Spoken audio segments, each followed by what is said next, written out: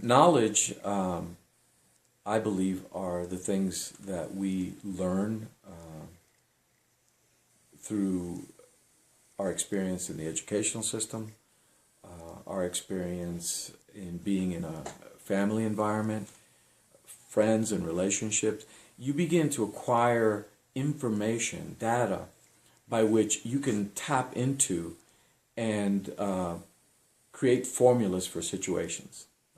As I used previously, explain a child throwing a tantrum is acceptable versus an adult in their 30s throwing themselves on the ground and throwing a tantrum doesn't add up. We should have acquired enough knowledge to create a formula to when we meet that person that upsets us. And again, we might feel tempted to do something that's childish, but we have the control, the auto control in us to control that impulse and go, no, that's not the right decision. So there's knowledge built up in that. And in the course of your daily activity, you're able to do some math and whatnot as you do your shopping. You're able to make decisions on products. You drive a vehicle and have obtained sufficient knowledge to drive it safely. Hopefully you're not out there driving and texting.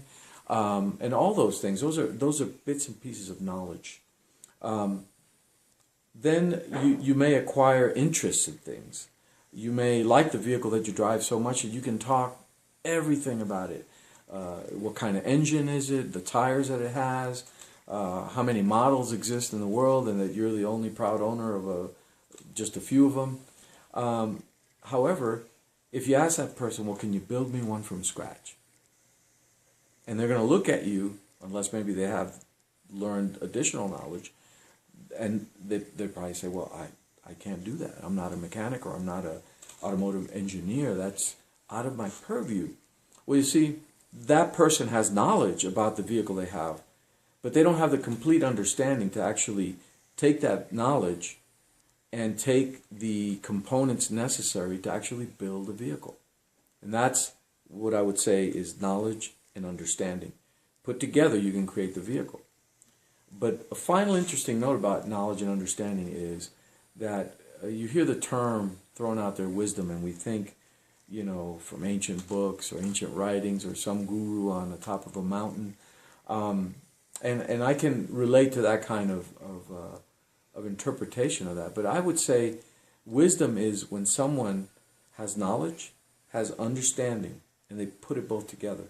And the end result is wisdom, because that person has the data and the information to control impulses and make decisions, and they know what they should do.